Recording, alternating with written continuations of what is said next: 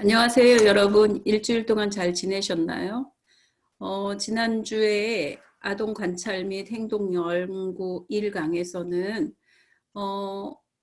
우리가 왜 아이들을 관찰하는지에 대한 이유, 즉 목적과 필요성에 대해서 얘기를 나눴는데요. 혹시 기억하고 계세요? 아동을 관찰하는 목적은 아이들의 발달이 정상적으로 이루어졌는지를 확인하기 위한 것이 첫 번째고요.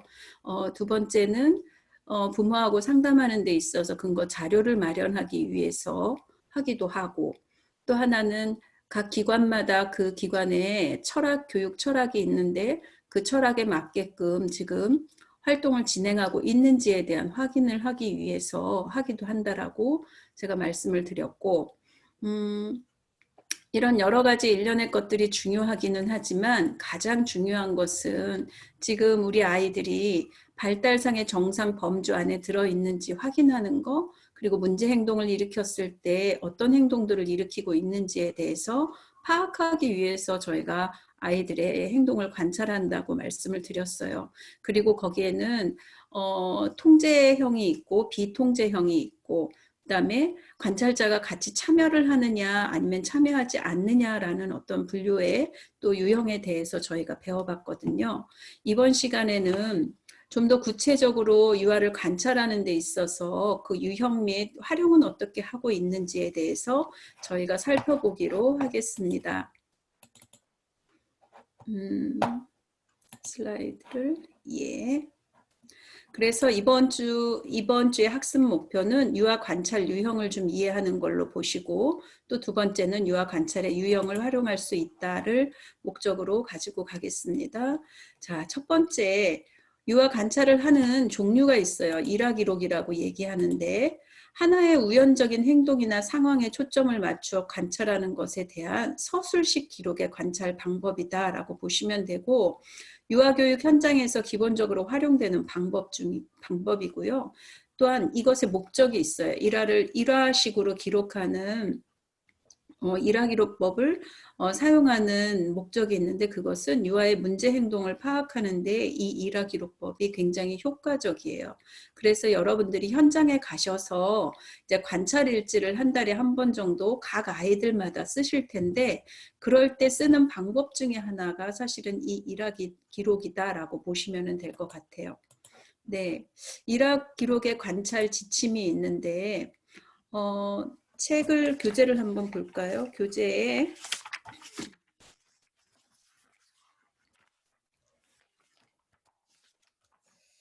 25페이지를 보면은 그 일화 기록에 대해서 나와 있고, 그다음에 관찰 팁이라는 게 있어요. 어떻게 해야 되는지 지침 을 보면 26페이지에 보면 관찰의 대상의 주 행동 한 가지만 초점을 맞추고 있고요.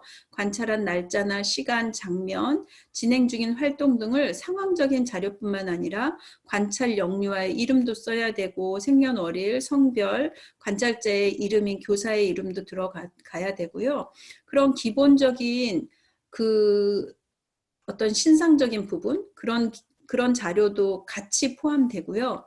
또 이 기록을 할 때는 교사의 어떤 주관적인 태도로 기록하는 것이 아니라 극히 객관적인 것만 기록하셔야 돼요. 그리고 사실적으로 이루어져야 되고, 관찰자의 어떤 추론이나 해석은 절대 하셔서는 안 되는 거예요. 그래서 쉽게 말하면 우리가 사진을 찍는 거와 같이 딱 프레임 안에 들어온 것, 있는 그대로의 사실만 보여지는 것만 기록한다라고 보시면 돼요. 그리고 관찰 대상이 한 말이 있잖아요. 아이들이 서로 대화하는 거, 그런 거는 인용 부호 안에다가 넣어서 직접 화법으로 기록하셔야 되고, 관찰 대상의 말과 행동뿐 아니라 관찰 대상과 상호작용을 하고 있는 다른 영유아의 말이나 교사의 말도 기록을 같이 하셔야 돼요. 그리고 발달 영역 또는 교육 과정 영역의 중요 포인트를 적어 놓으셔야 된다는 거죠. 지난주에도 제가 말씀드렸던 것처럼 발달상의 어떤 특징이나 발달 영역, 또한 그리고 그 교육 과정의 어떤 영역에 있어서 중요 포인트를 반드시 같이 적어 놓으시는 게 이 일화 기록법의 특징이라고 보시면 돼요. 또 기록하는 방법을 보면 일화가 어떤 일이 발생했을 때 그것을 일어난 순서대로 기록해야 된다라는 거.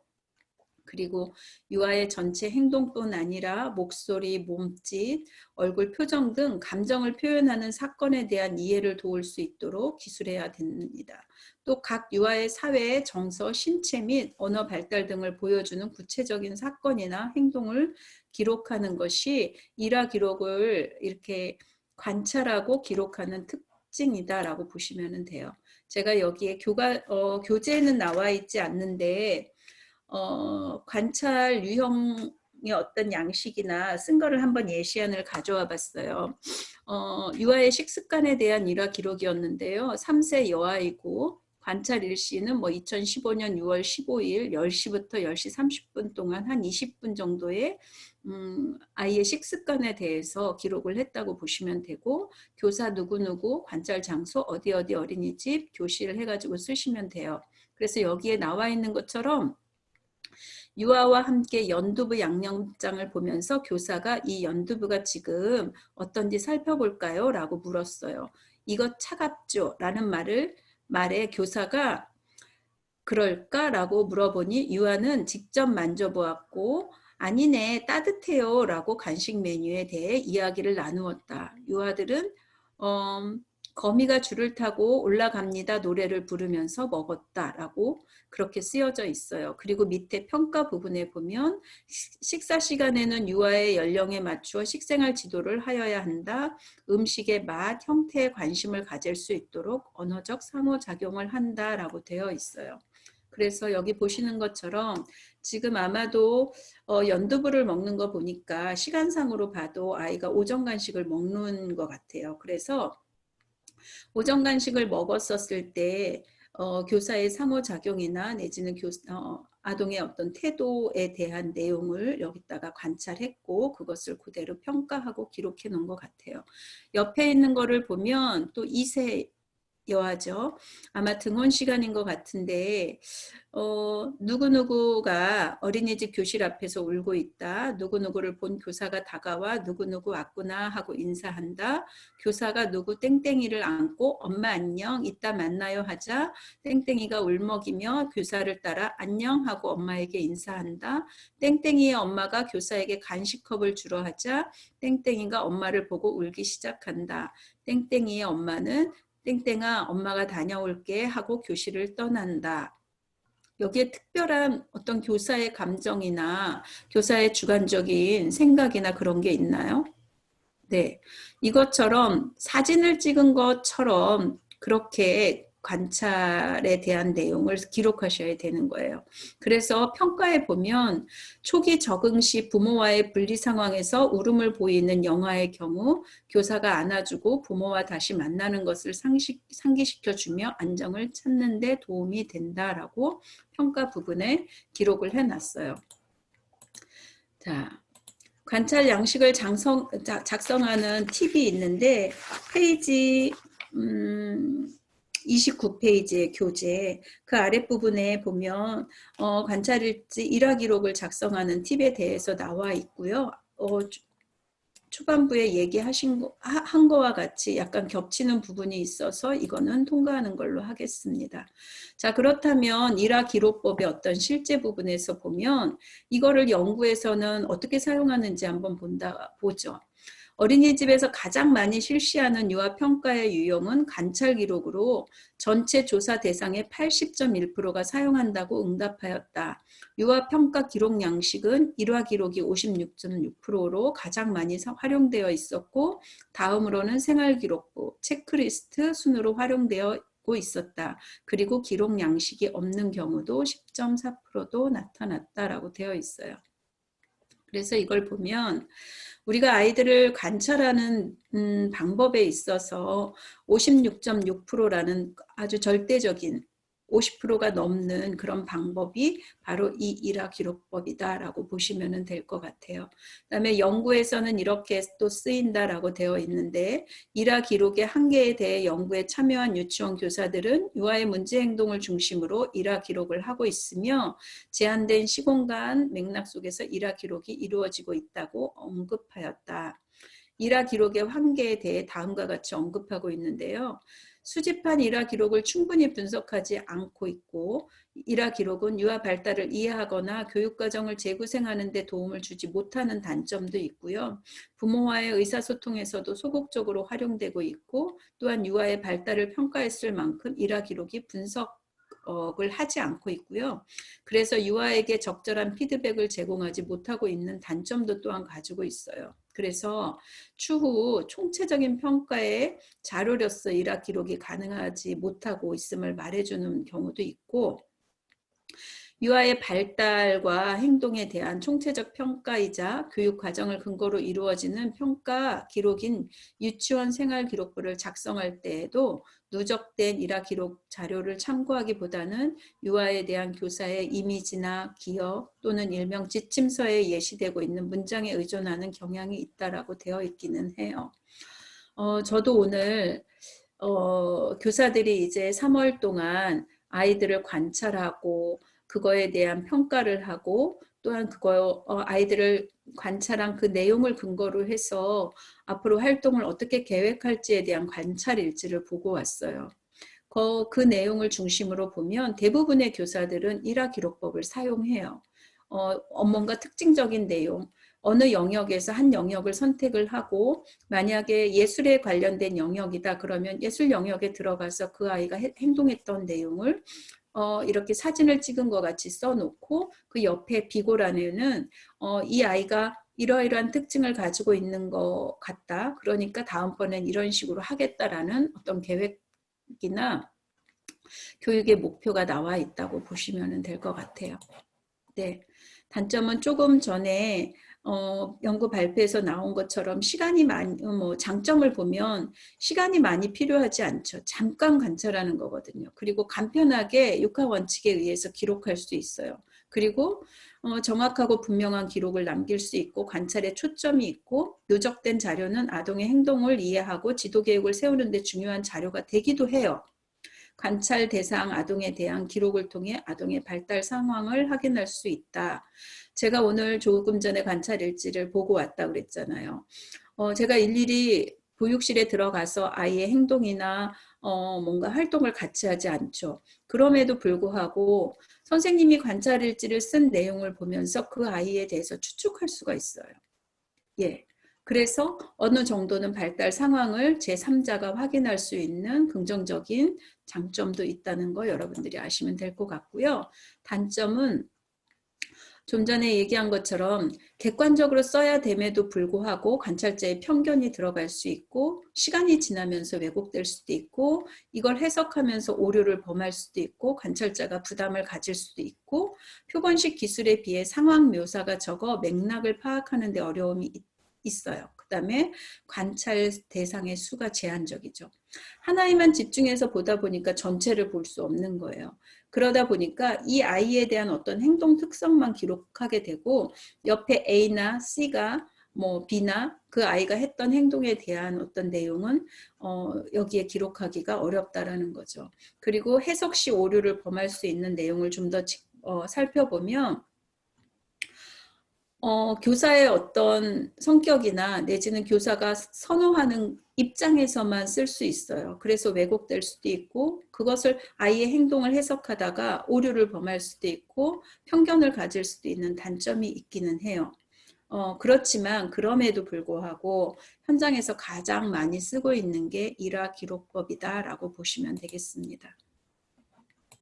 자, 두 번째 연속 기록 해가지고 나와 있는데요. 사건을 시간적 순서에 따라 어떤 기간을 정하여 그동안에 일어난 모든 유아의 행동을 보다 자세하게 기술하는 것을 연속 기록이다라고 보고, 모든 기록은 객관적이며 관찰의 기록은 분 단위, 주 단위 또는 월 단위로 기록하고 있다. 관찰자는 미래의 독자가 어떠한 일이 일어났는지를 상상할 수 있도록 모든 상황을 기록하는 것이다 라고 되어 있어요. 예, 일화 기록법하고 비슷하게 간다라고 보시면 될 것 같아요. 그래서 시간의 흐름에 따라 아까도 일화 기록법에서도 일어난 순서에 따라서 순서적으로 쓰는 거와 같이 연속 기록도 마찬가지고요. 객관적인 것도 또한 마찬가지예요. 그 기록은 분 단위, 주 단위, 월 단위로 기록한다는데 아까 그거는 뭐 10시 10분부터 시작을 해서 10시 30분부터 진행을 했던 간식 을 먹였었을 때 간식 시간에 아이의 태도나 행동에 대해서 기록했다면 이거는 제가 정하는 거죠. 10분에서 1분 단위로 기록할 거야. 내지는 뭐 분 단위로 기록할 거야. 주 단위로 기록할 거야. 월 단위로 기록할 거야 하는 내용을 하는 거고, 이것을 전체적인 흐름을 보면은 우리가 상상할 수 있다는 거죠. 제3자가. 그래서 여기 페이지 30페이지에 보면 표가 나와 있는데요. 관찰 유아의 이름을 쓰고 나이는 몇 세 반인지, 그다음에 날짜는 언제였는지, 관찰 장면은 어떤 상황이었는지, 그리고 내가 관찰하는 초점은 무엇이었는지, 아이의 식습관 내지는 자조 능력을 관찰하는 거였는지, 아니면 아이가 어느 영역에서 노는 행동 특성을 관찰하는 건지에 대한 것들을 기록하시고, 왼쪽 편에다 기록하시고 우측 편에는 그거에 따른 해석을 한다라고 보시면 되겠습니다. 자, 표본 기록이 있어요. 관찰자가 관찰 대상과 장면, 시간을 미리 선정한 후 그 장면에서 일어나는 유아의 행동과 상황을 집중적으로 기록하는 방법이고요. 연속 기록은 교사가 사용하는 비형식적 방법이며 표본 기록은 수업 활동에 참가하지 않는 연구자가 사용하는 방법이다 되어 있고, 기록만을 통해서도 그 상황을 재현할 수 있도록 자세히 기술하는 것이다 라고 되어 있습니다. 좀 전에 연속적으로 기록하는 것은 교사가 그냥 비형식적인 어떤 형식이 없이 그냥 일어난 행동을 글로 이렇게 서술식으로 쓰는 거를 말하는 거고요. 표본 기록은 수업 활동에 참가하지 않는 제3의 관찰자가 교사와 아동들의 어떤 관찰 행동, 특성을 기록하는 거다라고 보시면 돼요. 네. 표본 기록은 그래서 좀 전에 나와 있던 연속 기록과 특별히 다르지 않아요. 예, 다르지 않고 비슷하다고 보시면 되겠습니다. 자, 표본 기록 작성하는 팁도 교재 33페이지에 나와 있어요. 그런데 여기서 우리가 공통적으로 쓰고 있는 거는 뭐예요? 객관적인 관찰을 계속 하라는 얘기고, 사진 찍듯이 기록하는 것, 그 다음에 개인적인 평가나 느낌, 판단, 그거는 제외한다라는 거죠. 예, 그리고 만약에 교사의 평가나 판단 등이 필요한 경우에는 비고란에 가로를 넣고 거기에다가 이렇게 첨부로 해주시면 될 것 같아요. 자, 또 하나는 직접 합법으로 있는 그대로 인용 부호를 써가지고 집어넣어서 하라는 거고, 모호한 어떤 표현 대신에 육하 원칙에 따라서 언제 누가 어디서 무엇을 어떻게 왜 했는지에 대한 기록을 순서별로 쓰시면 될 것 같고, 행동이 일어난 후에 바로 쓰시는 게 좋아요. 그런데 지금 아이들과 같이 생활하고 있는 활동 시간이에요. 그런데 이것을 쓰고 있다고 아이들을 안 볼 수는 없는 거죠. 그래서 대부분 어린이집이나 유치원에서 교사가 뭔가 메모할 메모장과 볼펜을 가지고 다니기 위해서 앞치마를 쓰는 이유가 여기에 있어요. 주머니에 항상 포스트잇이나 볼펜을 가지고 있으셔야 돼요. 그리고 아이가 어떤 행동을 했었을 때 그거를 서술식으로 길게 쓰기보다 이 육하 원칙에 의해서 큰 그 키워드만 우선은 적어 놓는 거죠. 그랬었을 때 나중에 아이들이 다 돌아가고 난 후나 시간이 났었을 때 이것을 생각하면서 적어내는 거예요. 네. 그래서 유아들의 행동 지속 시간이나 관찰 장면이 바뀔 때마다 뭐 시간 표시를 할 수도 있고요. 5분에서 10분 동안 관찰하는 경우는 1분 간격으로 시간을 기록하고 30분 동안 관찰하는 경우는 5분 간격으로 시간을 기록할 수도 있어요. 그러나 이것은 교사가 원하는 방법으로 하시면 돼요. 그리고 표본 기록법은 연속된 문장으로 기록하거나 대본처럼 말한 사람과 그 사람의 말한 것을 기록한다라고 보시면 되겠습니다. 자, 관찰 대상의 행동과 정서적 상태를 알 수 있는 내용은 지문처럼 네모 안에 넣어서 기록하는 것도 하나의 요령이라고 보시면 될 것 같아요.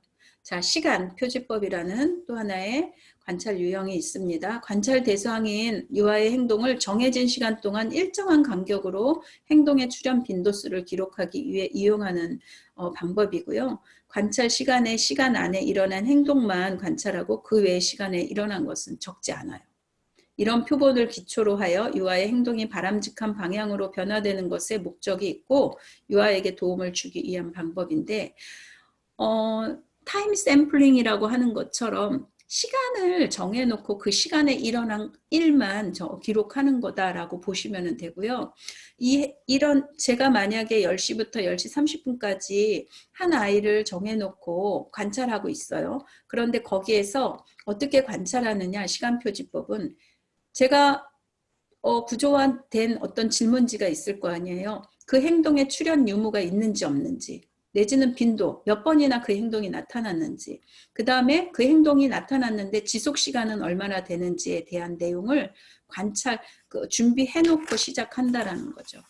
자, 그래서 작성 요령은 관찰의 목적을 분명히 정하는 거죠. 이 아이가 상호작용하는 거를 할 건지 아니면 혼자 놀이하는 놀이에 대한 특성을 적을 것인지를 관찰한 다음에 그 목적을 분명히 정해놓고 자주 나타나는 행동을 관찰하고 가능한 행동을 선정하고 또한 명확히 정의해야 된다는 거죠. 관찰한 내용에 대해서 그다음에 시간과 시간 단위를 정하고요. 관찰 대상 내가 만약에 누구누구 저희 그 기관에 어느 어린 반에 만약에 만 3세면 15명의 아이 중 어떤 아이를 선택해서 관찰을 할 것인지에 대한 거 관찰 기록 부호도 정하는 거죠. 뭐 슬러시로 할 것인지 아니면 체크로 할 것인지 해서 기록 양식을 만들어서 사용하고요. 양식에 여백을 좀 줘서 비워놓는다라고 보시면 돼요. 이것도 책에 나와 있지 않지만 제가 예시안을 하나 가져와 봤어요. 친구에게 말을 거는 행동에 대해서 관찰하고 싶었어요. 그래서 교사가 말을 하고 있을 때 또는 개별적으로 과제를 수행해야 하는 시간에 다른 친구에게 말을 거는 행동을 이 5살짜리 남자아이가 10분 동안 몇 번을 하는지 그래서 1일부터 12일간 총 10번을 기록했고요. 그 다음에 시간 간격은 1분 단위로 잘랐어요. 그리고 관찰 시간은 30초, 기록하는 시간이 또 30초 해서 여기 보니까 1일 날에는 거의 1분마다 아이가 행동을 어떻게 나타냈는지 10번에 10분 동안 10회에 나눠서 기록을 했고 이런 식으로 총 나온 것이 평균 4.5회 정도 아이가 말을 하는 걸로 이렇게 나타난 것을 시간표지법 어떤 체크에 의해서 썼다고 보시면 되고 옆에 있는 것을 보면 내용 한번 볼까요? 관찰 영화가 뭐 이지혜라는 아이예요. 관찰자는 김보민이라는 친구고 그래서 여기에서 뭘 내용을 적었냐면 사회적 놀이를 하고 있는지 그 놀이 안에 혼자 놀이 하는지 평행 놀이 하는지 집단 놀이 하는지를 봤고 비놀이 놀이하지 않는 것은 또 어떻게 하고 있는지 그 다음에 활동에 대한 것들을 좀 적고 메모 영역 그 빈 영역을 놔둬서 거기에다가 뭔가 쓸 내용을 기록했다라고 보시면 될 것 같아요. 그래서 관찰의 목적, 관찰하는 행동의 특성, 관찰 대상, 시간 등에 따라 관찰자인 교사가 다양하게 개발하여 사용할 수 있다라고 보시면 되겠습니다. 자, 유아의 잠시 쉬었다 할게요.